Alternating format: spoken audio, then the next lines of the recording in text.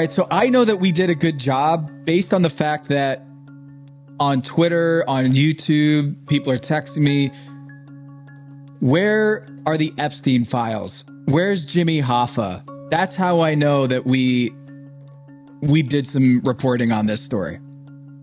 That's funny. That's what you got for the internet. I got Mello didn't do it. I'm like, what are you guys talking about Mello? I'm like, why is everyone talking about Mello? Your Honor, he daps up a lot of people. He daps up strangers who may be under federal investigation semi-regularly. This is nothing unusual. Yeah. You got to watch out who you dap up. Let me just say that right now. Let that be a lesson. One of many lessons. By the way, here's another lesson, Amin. Why is Tom wearing children's headphones? I thought those were just kind of like, hey, I'm a fun, quirky guy. You know, I work at a startup somewhere in Silicon Valley. I think someone is hacking into my AirPods. I think that's what's happening. Free Tom's headphones. free Tom's headphones underscore NBA. Yeah. Free Bose. Can Tom literally get free Bose headphones? Yeah. Let's do that. Let's start that campaign. Pablo, it's been 24 hours since this dropped on Pablo Torre Finds Out, our investigation into the Malik Beasley investigation and story. Maze, you're on vacation, but you might have been looped in on this too. So, Amin, what do we want to talk about today on this story? Oh, I thought about how I don't think he did it. We didn't talk about it on the episode. Malik Beasley. Okay. Yeah. We didn't talk about it much on the episode because it was more about the journey. But as I sat back thinking about it, I'm like, gosh, I don't think he did it. I think this is just. What is it? We got to be specific now. It is. I don't think he is. I don't think he's dumping games. This is the term. I don't think he's manipulating. I thought you were going to say his cameo in Medea's family reunion, which I don't think he did that either. Proved I don't think he did that either. Cutting room floor. Yeah, Maze. Yeah. We actually had to watch Medea's family reunion. When you say we, you did? Well, I went back and I watched it. Yes. Oh, you did. You ultimately did. Xenophobe. Because you know why? Because like Malik Beasley, Amin Elhassan just does dumb shit for the love of the game. Yeah, I couldn't accept what the fact checker said, which is they couldn't find it. So I went back and watched it myself. Wow. Sure enough, man. Well, we didn't have a Cinephobe episode last week, so Amin filled that void by watching a Cinephobe caliber movie for a different podcast. That's so nice. The streak continues. But yeah, it was just like when I thought of everything, all the reasons why people thought he did it. And then when I examined those reasons carefully through the curation, the creation, and ultimately the posting of the pod episode, like I really thought to myself, like, holy shit, this guy's just the wrong place, wrong time, and the world is convinced of his guilt, and I just thought that was kind of an unfortunate place to be for him. I don't know, Tom, if we have the same exact view on this. My view is that in the episode, we lay out a roadmap of all of the evidence we could nail down, like actually journalistically nail down, which is why, by the way, we did not put this on the episode, although I welcome the conversation here genuinely because this is Basketball Illuminati and there are theories to be made here. Yeah. And this is exactly what I was hoping to talk about. I just don't think we know yet. I think there is a strong case as for why he didn't. But Tom, did not or did it? Sorry, did not. Okay. Did not. Jonte Porter this, to use the shorthand. But I can also tell you that, Tom, on our on our Signal chat, which got so long that I had to use the search function. You know, a group chat's getting out of control when I got to search function it to get the things I know we talked about. Yeah. The pendulum was swinging, and I was very convinced at one point that he was definitely not Jonte Portering. Then I was like, uh-oh. And This now doesn't I'm look kind of- good. Yeah. And now I'm kind of dangling, swaying, able to be swayed by evidence as our journalistic operation, of course, continues. Well, what's clear is that he was financially vulnerable, right? In ways that Jonte Porter was also financially vulnerable. According to court documents, he was in gambling debts to Amar Awade, who's a character in this story that we did for Pablo's show. And so the idea of like, why would someone who's in the NBA making millions of dollars ever think about corrupting his performance with a bet and try to rig it on a prop or on a game? And as we were doing this reporting, Amin, when I said, "Oh, the agent is coming after him," like his former agent Daniel Hassan has filed a complaint asking for $2.2 million, and Amin goes, "Is there a divorce involved here?" I said I think there's a divorce because I remembered him having a high profile dalliance despite him being married at the time. This was during COVID. What I forgot was the reason why it was a high profile. I thought it was because it happened in the bubble. He was one of the guys that got caught messing around in the bubble. Turns out, no, it wasn't that. It was he had an affair with Larsa Pippen. And that brought everything right back to Pablo's world, right? We there. needed the national Larsa Pippen roads. Correspondent. Yes. She hasn't responded, incidentally. Oh. I await a her truth. I await her truth now that she has cleared her COVID brain.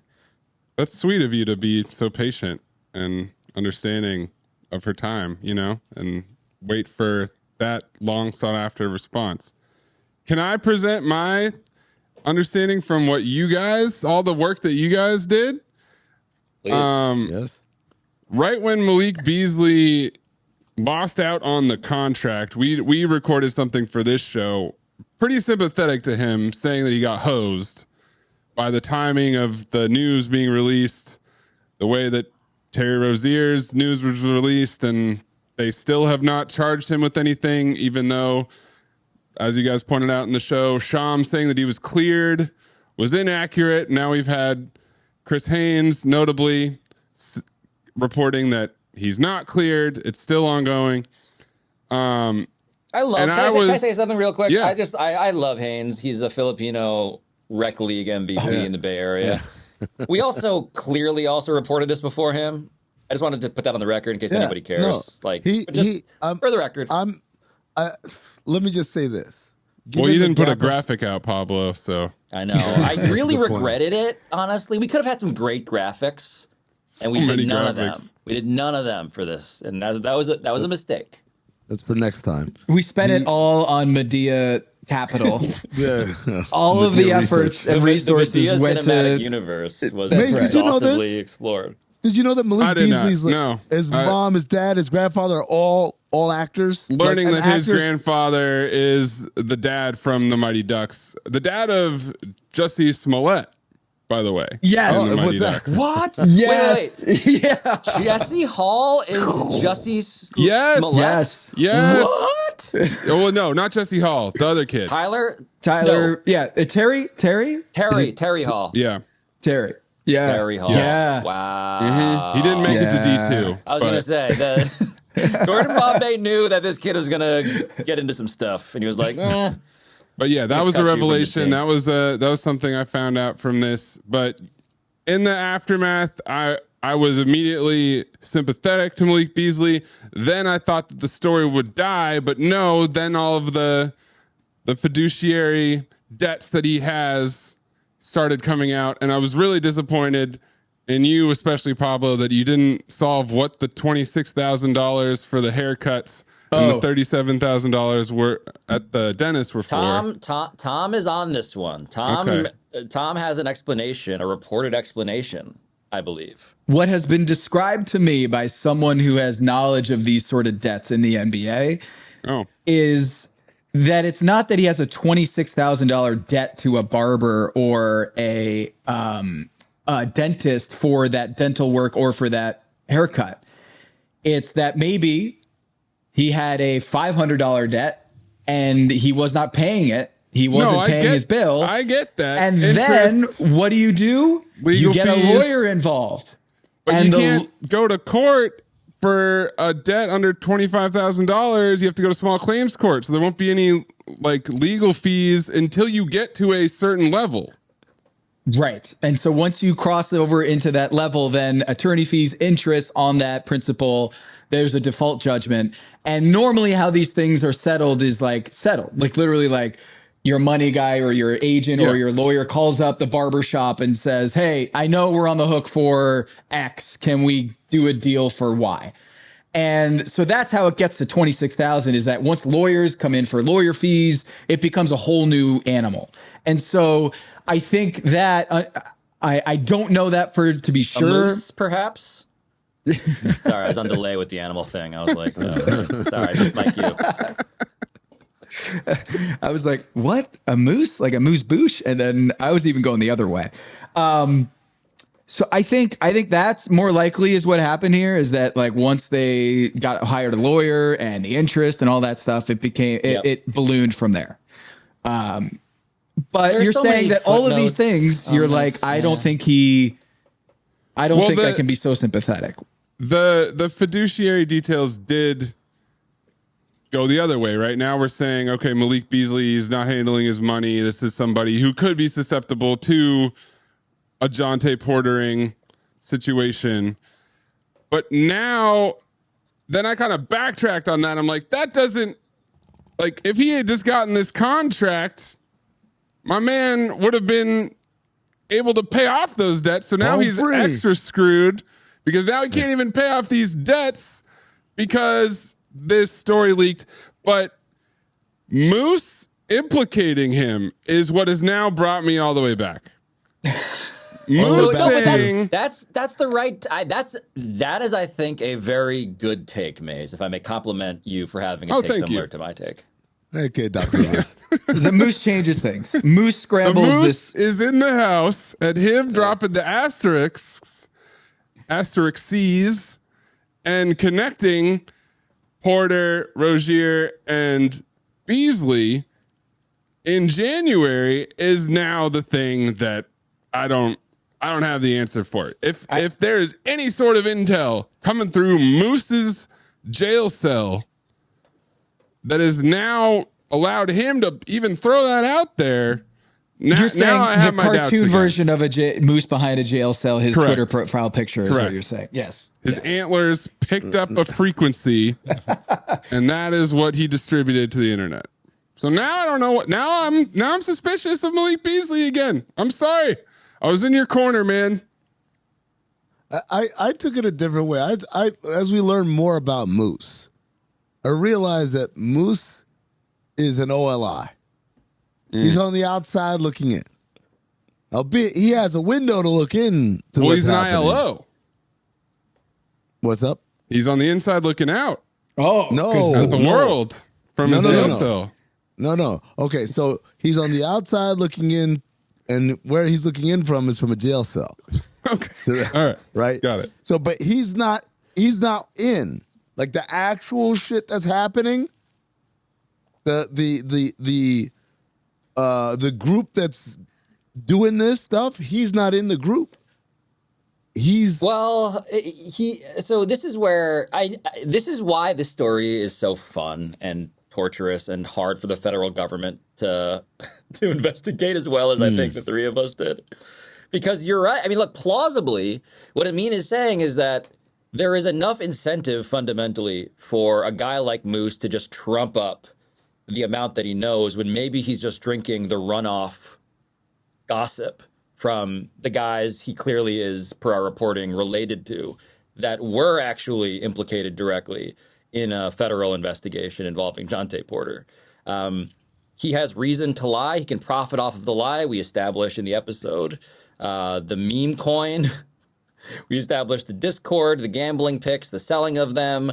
But all of it profit is off the lie. I don't even think it's a lie. The fact that Malik Beasley is going to be the next one you're going to hear about, which is what he tweeted and wanted the world to know, is that first it was Jonte. This was the tweet. First it was Jonte.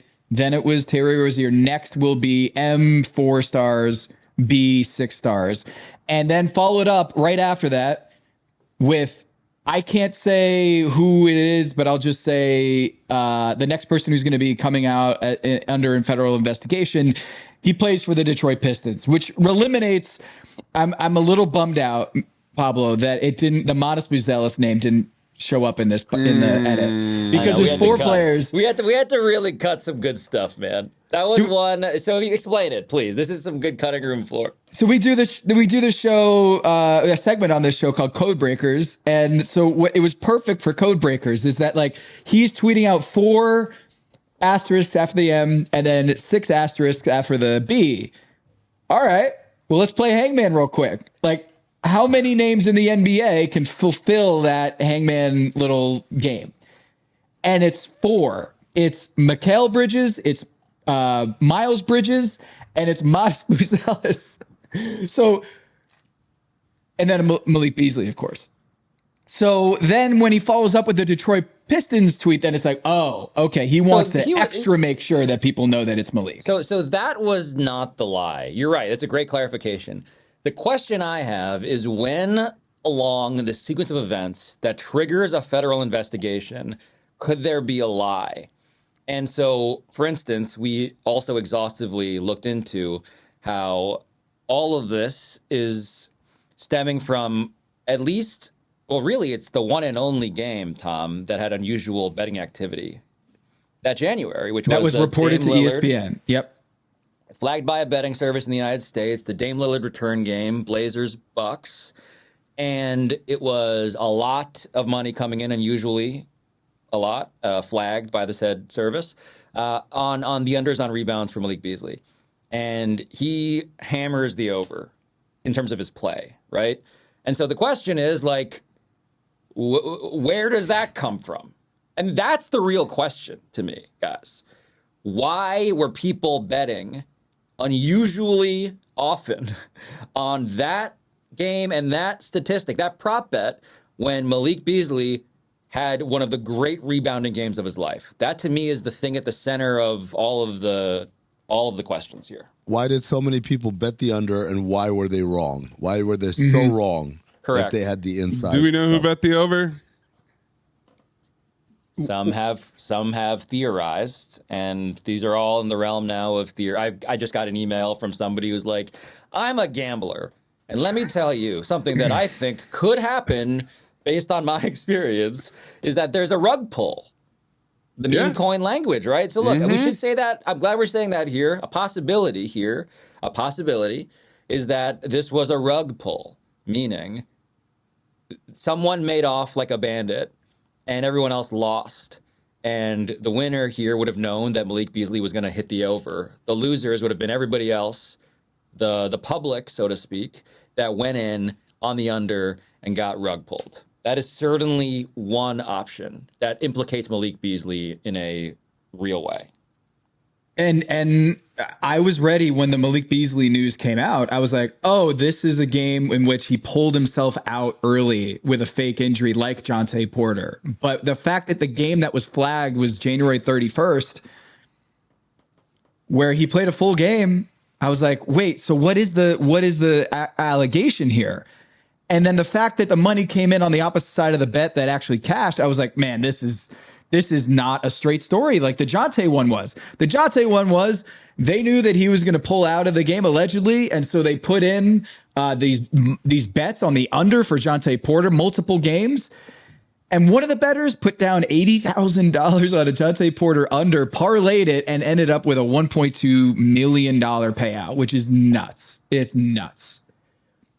But he left the game early to clinch those bets. And that is not what happened in this instance of the January 31st one. So it just kind of throws a wrench in this whole thing.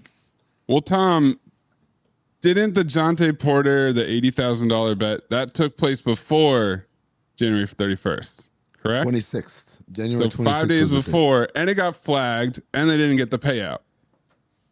right? For the record, I don't know if it was the January 26th. It could be the March 20th game. The 80,000 could be the March 20th game. But the point is that you're making, and something that we pieced together at the 11th hour before we recorded this last week, is the Jonte first game that the authorities had flagged as being part of this scheme. The first game was January 26th. The Malik Beasley game that was flagged by the betting service, the gambling service, was 5 days later. They're literally the same week. So I didn't really think about the Malik Beasley thing being in the same realm or the same timeline as the Jonte Porter one. And then, it's 5 days away. It's 5 days. Now, what does that mean? I don't know, but it just is the fact that this was all swirling around in the same 10-day span. Has to be looked at, no doubt. So now I'm like, another thing that's different than Terry Rozier. Terry Rozier was under contract. Yeah, look, this is where we can, just to reiterate, here's where I think Malik Beasley got jobbed by the universe. Timing. It's unbelievably dramatic that this comes out on the eve of free agency when he is obviously financially screwed otherwise, seemingly by his own design, but nonetheless, this is, again, just in terms of stakes, right? What are the stakes here? He basically was hours away from solving his problems, so to speak. Damn. And you put it like that. And now he has more. He has yet more problems that are involving literal jail time. So, yeah, man, Terry Rozier, by contrast, look, and we had this conversation too while we were reporting this, which was if Malik Beasley, if whatever happened to Malik Beasley, stuff including the stuff that we don't know happened, but just presuming in totality, whatever Rozier is dealing with in totality and Malik Beasley is dealing with in totality, if Beasley was going through that mid-season, would he be playing right now? That's an interesting question. Well, yeah. If all of this, if this news had arrived today, we're recording this July 16th, he'd have $42 million guaranteed. And would it be stressful? Would he be worried about what the investigate? Sure, but the checks would still be clearing. In the same way for Terry Rozier, that even as he today, we know he has yet to be cleared by the federal government. At no point did he miss time, and at no point did he get stop payment from the Miami Heat. And I think that's the thing about the Malik Beasley thing, is that regardless of whether he's innocent or guilty, is that the timing had to have been deliberately to deep six a free agency thing. Because the other thing is also, if this were announced earlier, there's a chance that there'd be enough clarity by July that the Pistons would have offered something. Maybe not 42, but certainly not 0. Yeah, the dust would have settled a little bit. I was also curious because I think it was for the rent suit that he owed money to Dan Gilbert, of all people, that his wages from the Pistons were being garnished. So the Pistons were obviously pretty aware of this situation. And so that was more that's a good question. Evidence to support my theory that the Pistons were like, can this story come out before we sign this dude?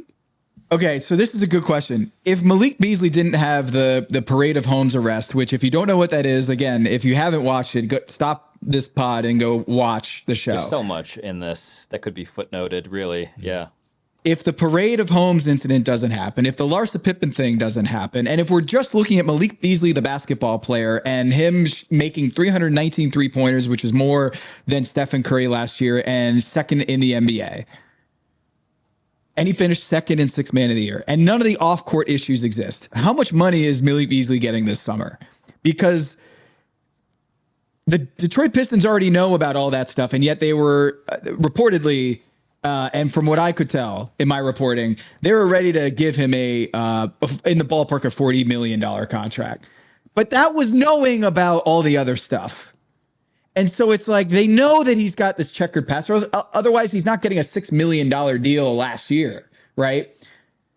And even the thing, though, here's another thing, though, that I think we realized in the course of reporting this. And this speaks directly to the Eastern District of New York, which may be the party least happy to have listened to this episode in some ways. Because the feds, as well as the NBA, GMs, prosecutors, FBI agents, it's just jarring how nobody really seems to have a great handle on this. Genuinely, just like the lack of information by people, the lack of information belonging to people who you'd think would have cased the joint, who would have done everything that we thought. I mean, frankly, I came into this thinking we're retracing someone else's investigation. Right. It turned out we were opening up new worlds, and that's the ground. Part. Yeah, and that's again, and the episode, it sort of drives towards a conclusion that I don't want to like step on here because I think the payoff is worth it. But like, you kind of need to be a person who is an NBA maniac to fully get how this might have gone and all of its possibilities. And that's the argument we make most conclusively. But everything about like, so what really happened? Well, it relies on yet more information that nobody has still. It's a lot. It's akin to tampering. We know what tampering is. How do you actually prove someone tampered? Right? Even with phone records. Well, you called each other a lot of times. What was that about, right? But without the actual either A, the recording, or B, black and white or blue bubble, green bubble, whatever you want to call it, text messages saying, oh, let's do this. You really can't prove it, right? And, that's what ultimately Jontay Porter, his behavior and all sorts of things raised red flags. He certainly had the profile of someone who'd be susceptible. But at the end of the day, that's not what got Jontay Porter.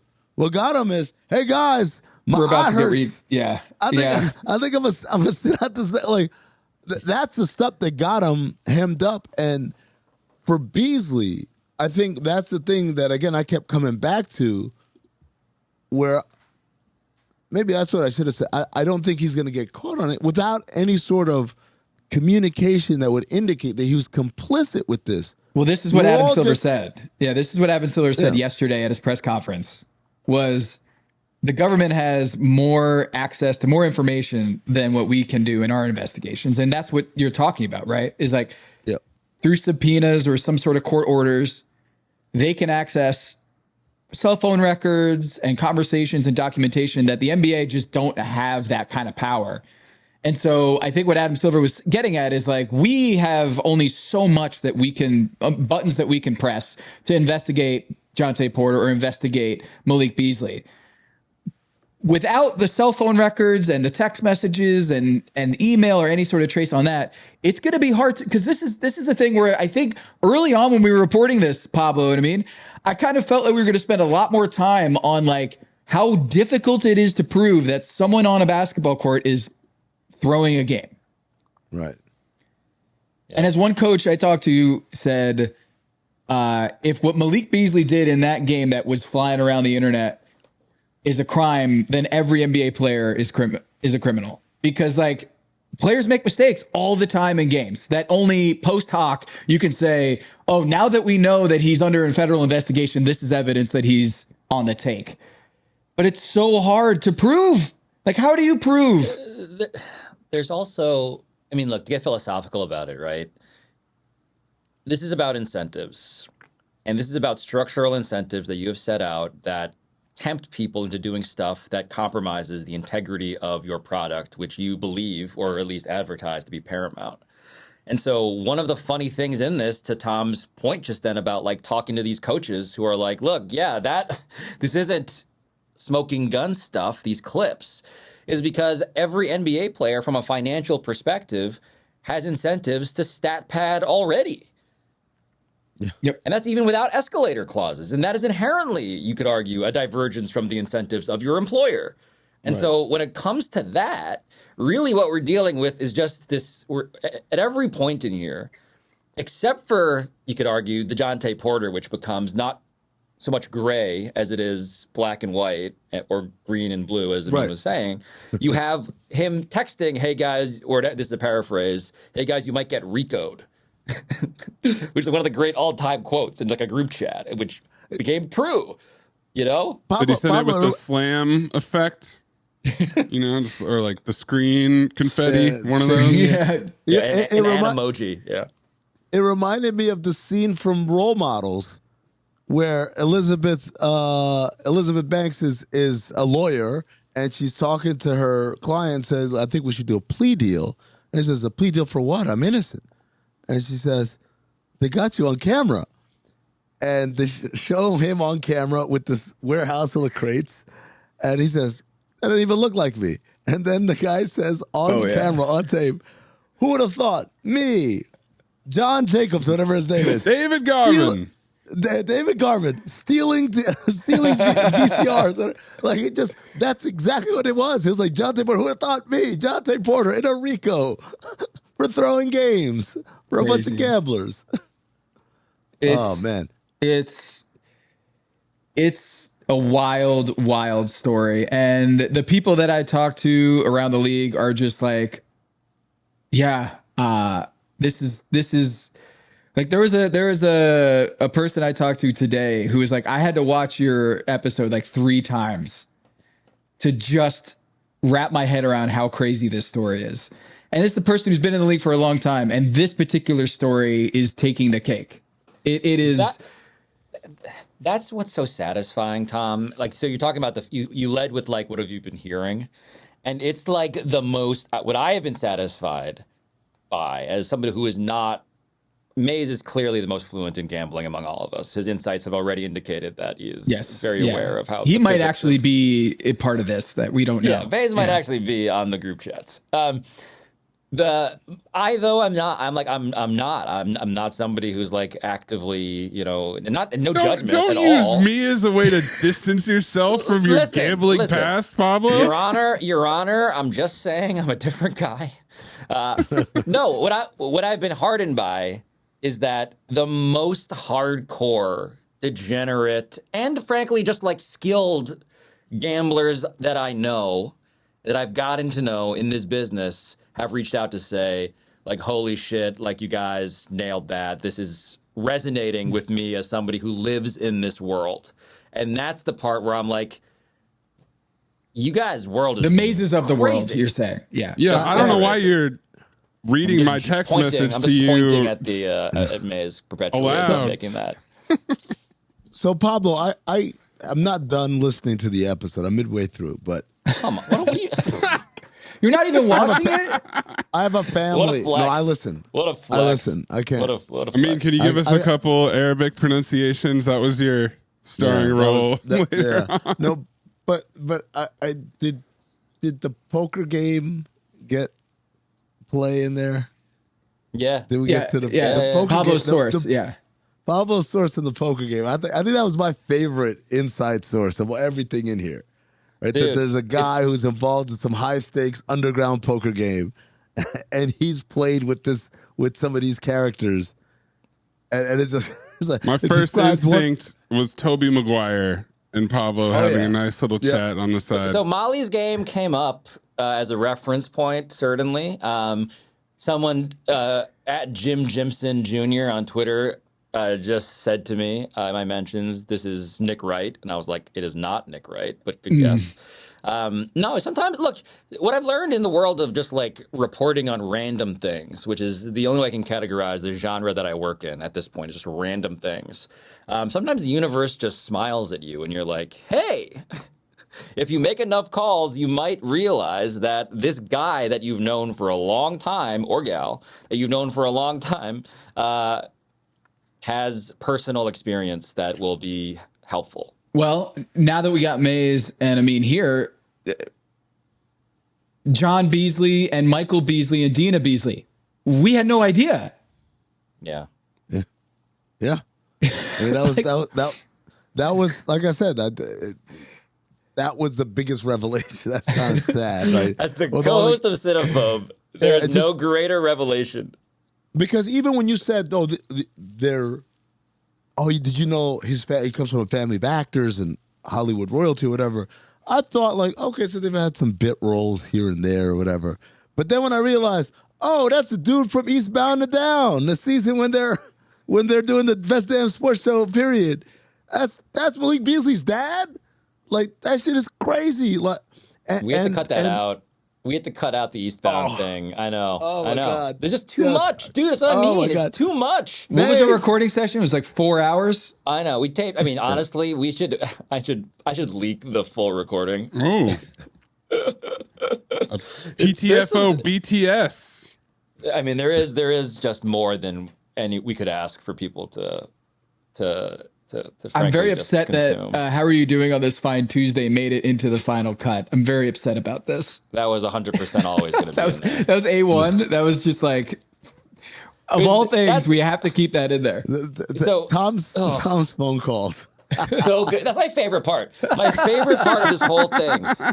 Because it's the best when you get the person you need to confront journalistically on tape. There is just, it's speaking of stakes, right? The tension is real. This is real life. It's real fucking life, right? People say this is true crime. I'm like, yes, but it's more than that. It's like an actual live unfolding story. So in that way, I'm like, the juice in there is so immediate and visceral. The second thing is Tom, the interviewer. Yeah. Trying to weather. Yeah, Steve Buscemi. How are you doing, fellow kids, or whatever it is? Like the meme. I'm like, I didn't know what kind of personality I'm getting. I just know his tweets, right? You handled it in a way that got us exactly what we needed, and so you crushed it. But it was mean, and I love doing this when we play the journalism for our friends live, so to speak, on the show. Me and Amin's immediate reaction was just like cracking up because it's you doing this sort of persona, and it's so good. Hey, so how about those Knicks? All right, so when he started, like, hey, what's going on, my man? When he called me my man, I was like, wow, he has no idea. You know, he has no idea what is about to happen here, because the fact that he agreed to the interview, A, and then B was like, hey, my man, what's going on? It just seems like he thought he was going to pull one over on me, you know, where it was like, he was totally cool. Like, he was just like, hey, man, yeah, working at an auto shop. And then he starts opening up, and then it becomes like, I know people. I know people in the gambling world and all this stuff. And I'm like, man, he's just going, you know? So Tom, that was the text that I got the most from people, which was, why did this guy answer the phone? I'm still flabbergasted about that. I feel like Jonte Portered it. Well, here's the reason that I was like, I think Tom should interview this guy, and why we had that conversation was because I had a sense, because as the Discord is sort of clear, like, hoops, gambling, crypto, right? This is all about a guy selling his big shottedness to others, inside information to others, and then rug pulling, right? That's kind of like the basic premise of these things. And the other thing we had to cut, because I quote it too much on my show, is something that we did talk about, and it's the Big Short line. When they're going to investigate on the ground floor of the mortgage crisis, and one of the guys turns to his other guy, who is a fellow visitor investigating this, and he goes, why are they confessing? And his fellow visitor says, he's not confessing, he's bragging. And that was definitely the energy of any of these meme coin, crypto, gambling, hoops people, it turns out. And so he had done stuff like this before, and he flew so close to the sun, it turns out. And the sun has been characterized in other texts I've gotten as Tom's been called Lex Luthor, by the way, which I think is a compliment. Yeah, I think it's a compliment now. I think it's a compliment cool. now. Yeah, Superman's It's a cool compliment again, now. Tom. Yeah. I think Nicholas I know the Hoult. reference. Yeah. Oh no, Holt? he's like Holt. he's like a hot Lex Luthor. So that's a compliment to Tom. All right. I'm in. I love it. But I think also to that point, Pablo, is he's on his burner account tweeting at people after Malik Beasley's name comes up on ESPN. Thank you. That's the one. And he's like, yo, don't forget who had this. Look at these tweets. Don't forget. From his burner account. It wasn't from Free Moose NBA. He was reminding people from his third account. This guy? Who did it? So Me, that's who. why did he pick up the phone? Well, it's the same mentality of why he's reminding people from 5 months ago. Deleted tweets. These are screen grabs that he's sending to people because he deleted his Twitter. And so that kind of mentality, why would he pick up the phone? Why would he tell me this stuff? You know, it's all part of the same mentality of like, he wants people to know how close he was to this thing. You know what? I would want nothing more right now than to be a fly in the group chat between Moose and Ammar. I would love just. They must have come down on that dude like a ton of bricks, like you motherfucker, right? Especially the way we lay it all out, like how we found this dude, how we traced him, all the paper trail, the glorious missteps, and then finally, he picked up the phone. It's like the paper trail alone would have been bad enough, but then he picks up the phone. We had an episode without the phone call. The phone call, as always, it's always about reporting and getting good tape. You know, in this genre of random things. Yeah, look. By the way, I have one of my favorite Easter eggs that we didn't call attention to because again, too much to call attention to, is that, and God, we haven't even mentioned that we find all of this is happening like even after the episode is taped, right? Tom is still at it. And so we're getting these like updates about like, oh, I think I know who this guy is. And we found this video. We found this thing. So we find a video.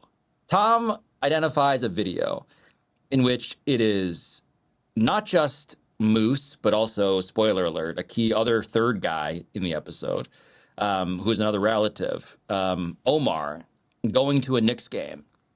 And Omar is, again, like a media. He's an aspiring media guy, and he's doing a vlog. So we have two vlogs in the episode, by the way. Malik Beasley is vlogging, and so is the guy who maybe is responsible in some way for the implication of Malik Beasley in some, whatever, proxy fashion or by degrees. So this guy, Omar, he's vlogging. And over his shoulder, this is about why I have human feelings about what happens to Moose. I mean, over the guy's shoulder, he has a Desus and Mero bobblehead. Yeah. Like a Showtime era Desus and Mero bobblehead, which means, in the way of the universe, again, winking at all of us, my show, which is in part produced by former employees of Desus and Mero, they edited something in which their show's merch was like in the background of one of the characters who is implicated. It's just like, yeah, I mean, like, Knicks fans who love Desus and Mero, like, yeah, I'm also related to people like that, you know? On that level. Imagine if you were put on blast, but the people who put you on blast were like the creators of Andor or Always Sunny. Like, you're watching an Always Sunny episode, like, holy shit, they're talking about me. Dude, again, the way that this is a story about the NBA internet, and the way that all of it is existing in the mania of this universe. Yeah, look, people, again, I was talking to Rob Perez. He was like, yeah, I remember Omar. Yeah. And I'm like, but these are people Wait, who were Moose around. or Omar? Omar. The vlogger. Yeah.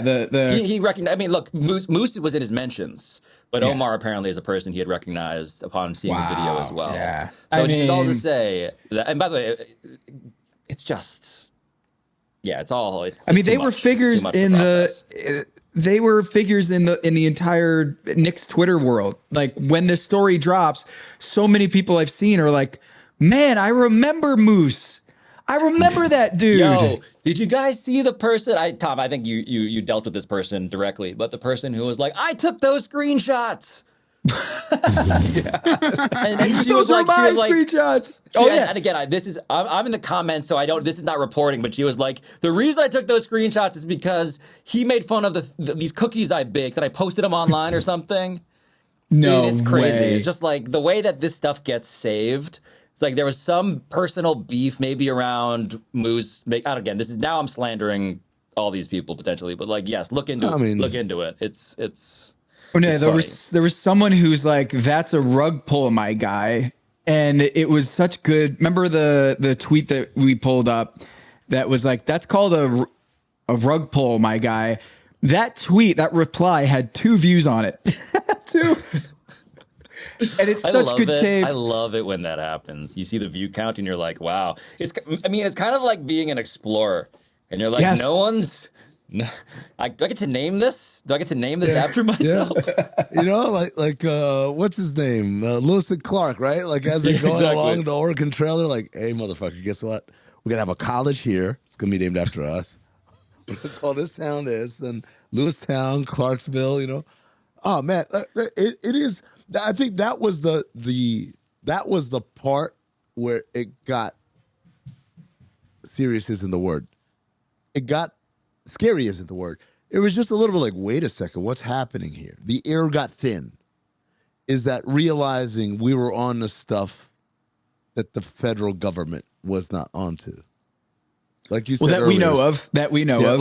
Sure. Like you said, Pablo, like the idea that we're not retracing someone else's footsteps. We are exploring a new world here, a new ground that no one has walked on.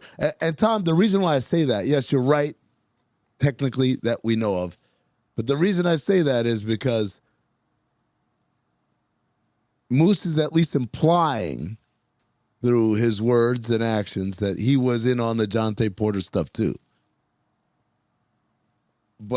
And posted evidence of a betting slip that would indicate knowledge that Jonte Porter was someone that was on the fix, right? And yet was not implicated in any way in that investigation. And to the point where we talked about, this was a central part of our episode. The events that the government kept referring to was the January 26th game. Mm-hmm.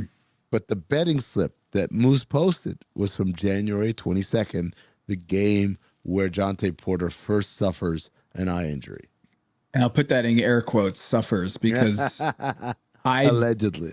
I wasn't able to find the moment when he got poked in the eye and there was no visible bruise, cut, what have you. And then he's texting in the court documents. The authorities have like a text exchange where he's like, I just got my eye looked at. I don't think I'm going to play much more. I'm paraphrasing. And yeah, did they not? I mean, that's something that I've thought about is, are we the first one to bring up that whole Jonte Porter betting slip as like a key piece of evidence in this? You know, because that's a big deal. Is that he's bragging that we had a $500 bet on Jonte Porter unders in the game before the game. Right. That cashed. Right. Could that possibly have been something that was just not important enough to mention? I don't know. I feel like that feels. It feels like something, regardless of whether Moose himself would have been implicated or not. Can I just say that I'm very upset that I called Pablo yesterday for something, and he immediately picks up the phone and he says, "How are we doing on this fine Tuesday?" What's up, my man? Well, it was a Tuesday. It was a Tuesday, and I'm so mad. It's all I'm going to say to Tom. I walked into that one. Yeah. All that was missing was that you wearing like a trench coat and reading a newspaper, and then just like poking your head above the newspaper. How are we doing on this fine Tuesday? With a Groucho Marx mask on. Yeah. Basketball Illuminati, basketball Illuminati, basketball Illuminati. God. Say it 3 My times. third eye's never been more open. The rule of 3. That's right. Yeah.